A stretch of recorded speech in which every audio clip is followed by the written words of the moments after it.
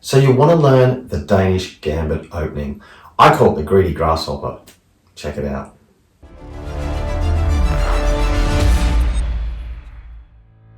Hey guys, it's the Chess Shark here, helping you improve your game fast.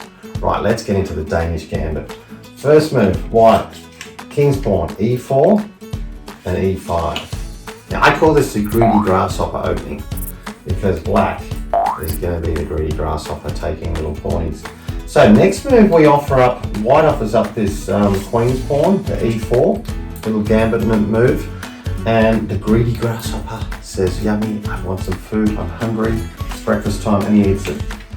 And then white gives up another pawn to the greedy grasshopper, moving c pawn up c3, and little greedy grasshopper rubs his little claws together and said, oh, yummy, yummy, yummy, another little pawny for me to eat for breakfast.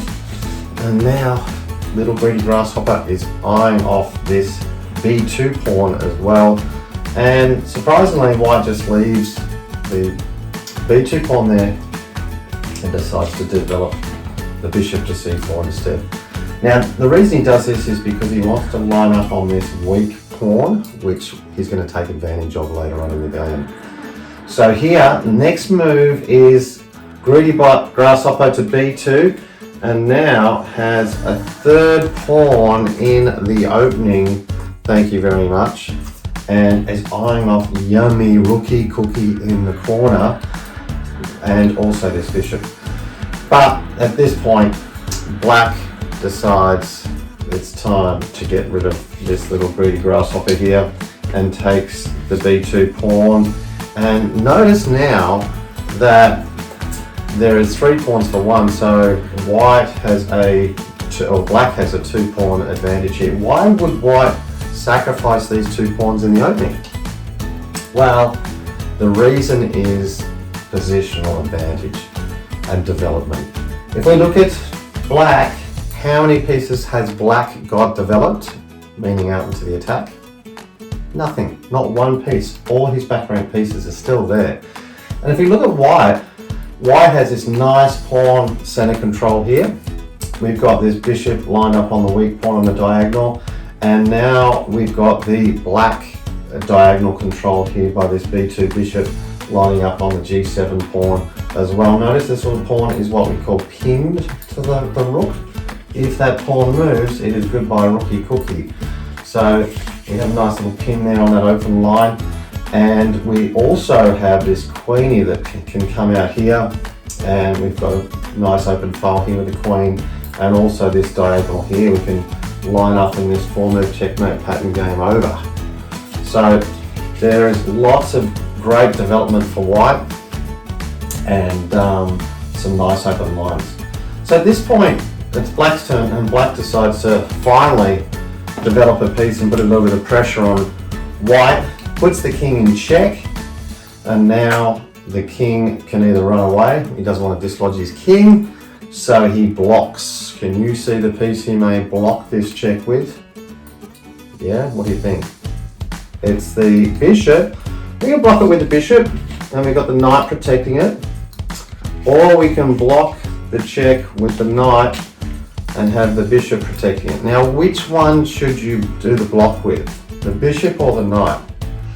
You've got to think about knights. Knights are good in closed games, which means if there's lots of pawns all over the board, knights can then jump over the top of pawns and other pieces in a closed game. So that's where you want to hang on to your knights.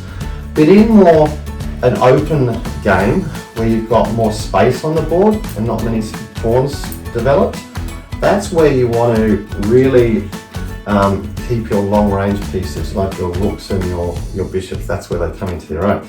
And so you can see here, particularly in this Danish Gambit, we don't want to give up this bishop because he's got this lovely control of this diagonal here, okay?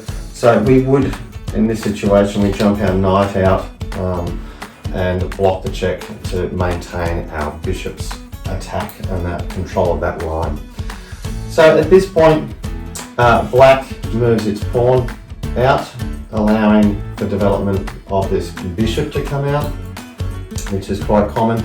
And now we bring out the big guns. Queenie comes out to b3 and has a nice little attack on the bishop and also is lined up on this this double attack on this weak pawn that's only defended by the king. So we've got two attackers, the queen and the bishop, and only one defender. So black has to either put another defender on this piece to protect it. At this point, the bishop, black is ahead on material. You've got a couple of pawns up. So when you're up on pieces in material, quite often it's good to just keep even trade and keep trading off.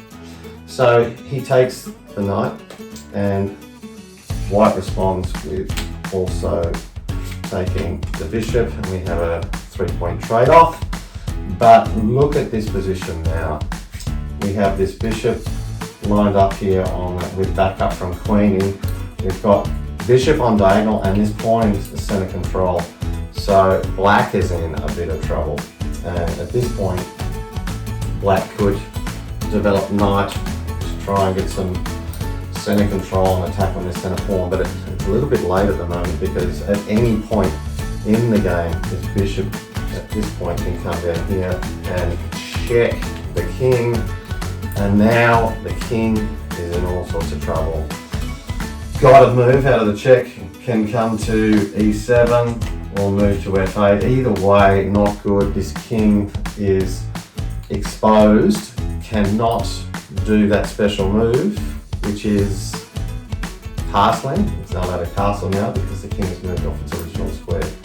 So that's the basic concepts and lines of the Danish Gambit, the greedy grasshopper. Just remember, sometimes it is worth sacrificing pieces, material, if you're going to get some nice lines and control center squares and get early development in the game. Alright, hope you liked that. If you did, please subscribe to my channel and click the like button. I'll see you next time. It's bye from the Chess Shark.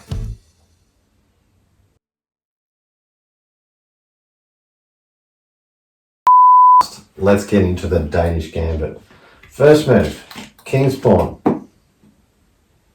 That's not so clever.